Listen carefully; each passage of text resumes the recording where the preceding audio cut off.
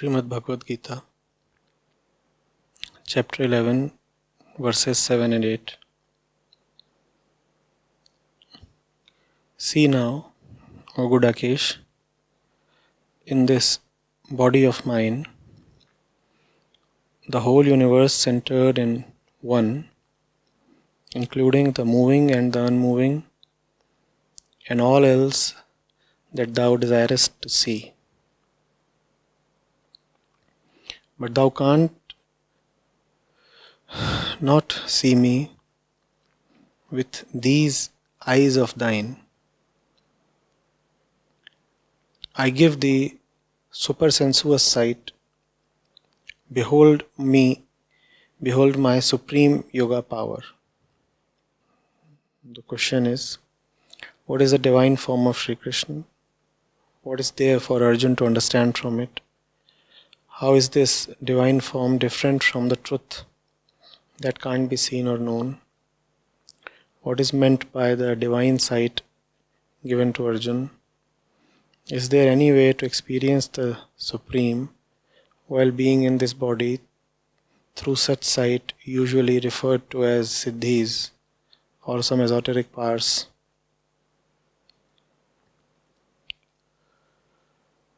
All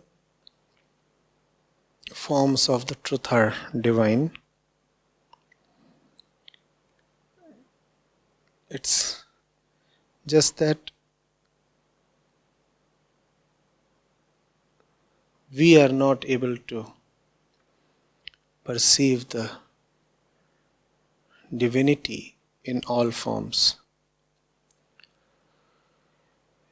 It is not so much about a particular form of Krishna being divine. It is actually about Arjun's inability to recognize divinity in the form of Krishna that he is habituated to.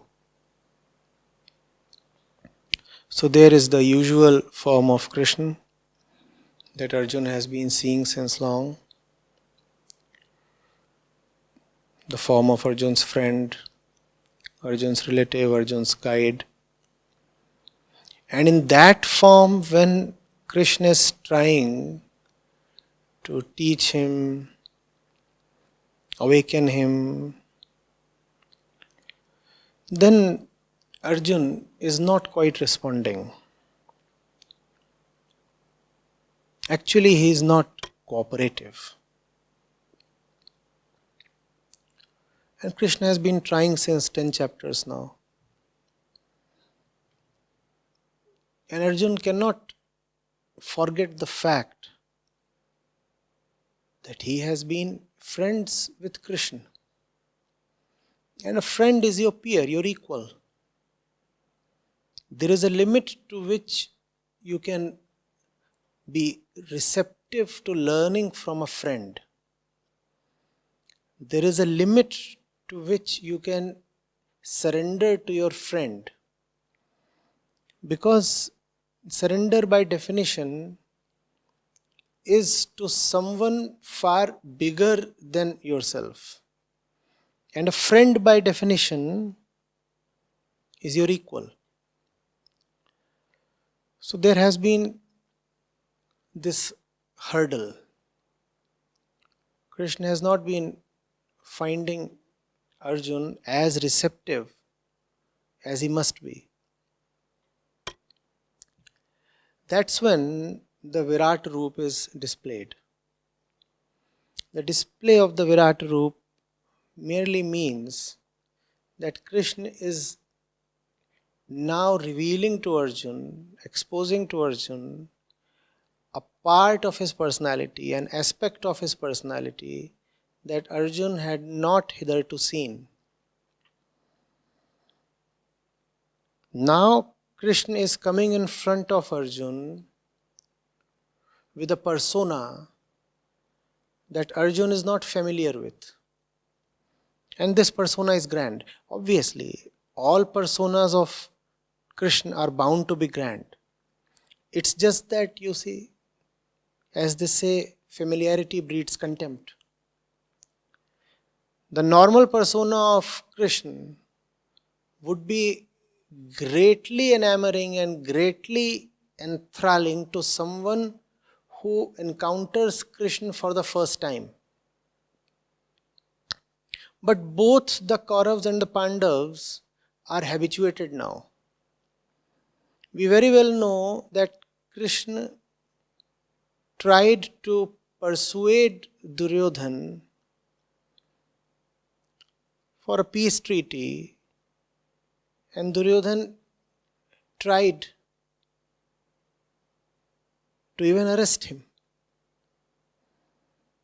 That is the kind of contempt that familiarity can breed in you even towards Godhead.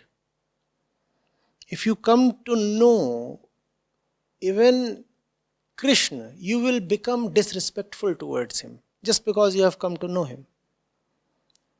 The same kind of disrespect that Duryodhana displayed is being displayed by Arjun as well, but in a subtler way.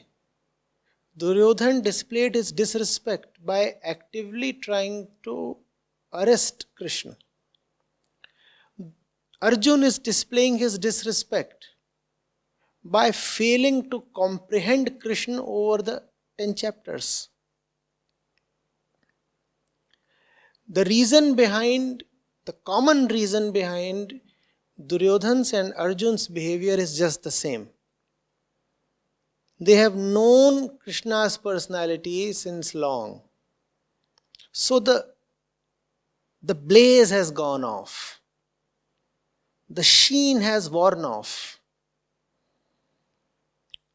They are no more bedazzled by Krishna's aura. They say, oh, but we know him. His brilliance has now ceased to enchant them, just because they have been exposed to that brilliance for long now. A fresh person who comes in contact with Krishna will be totally bowled over.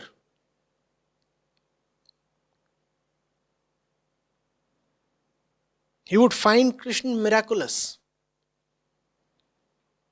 But the ones who know him, be it Duryodhana or Arjun, do not find anything special anymore in Krishna, just because they have been exposed to the brilliance of Krishna on an everyday basis. Every day they encounter his brilliance, so that brilliance no more appeals to them. That's the practical situation. Now, how does Krishna resolve it? He's a multifaceted one, right? Obviously, he is not going to be a prisoner to one particular persona of his own. He reveals another aspect of his personality that Arjun has never known before. And now Arjun is taken aback. Now Arjun does not know what to do.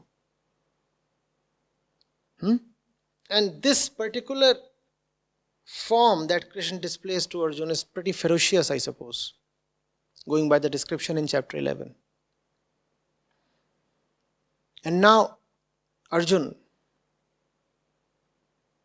is thrilled and afraid and shivering.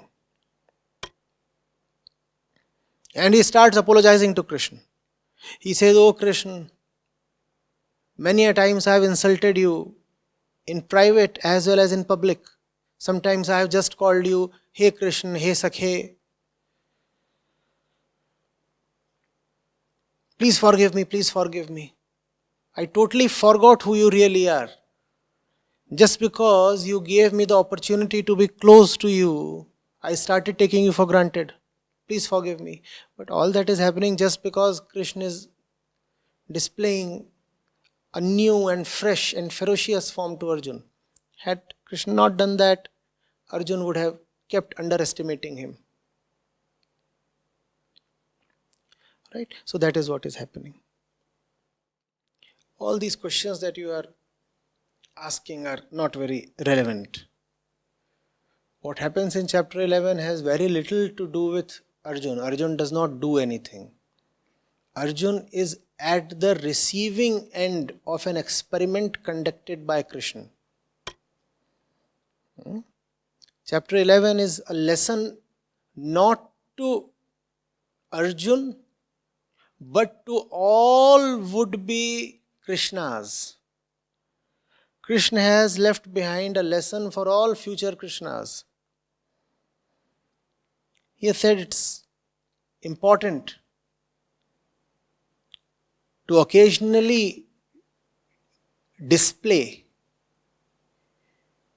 an unknown and ferocious side of your personality if you want to stay relevant to your disciples. What is the lesson that the disciples, the Arjuns, can draw from this? Remember that we are people of habit. Remember that we are people of perception, not of truth. Remember that we are impressionable people. So we proceed on impressions, not on truth.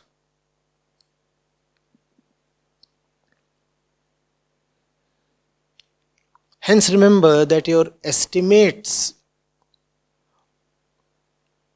of who stands where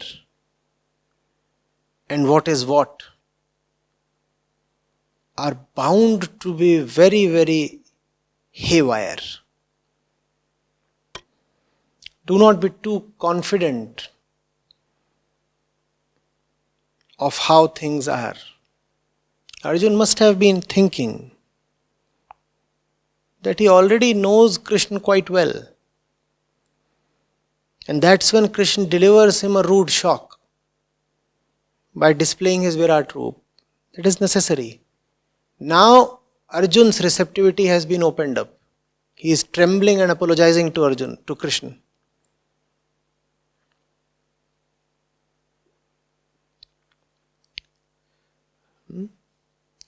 The Arjuns of the world will not always be so lucky that they will get to see a divine form. The onus then is upon the learner, the student, the Arjun, to keep his tendency to underestimate Krishna in check.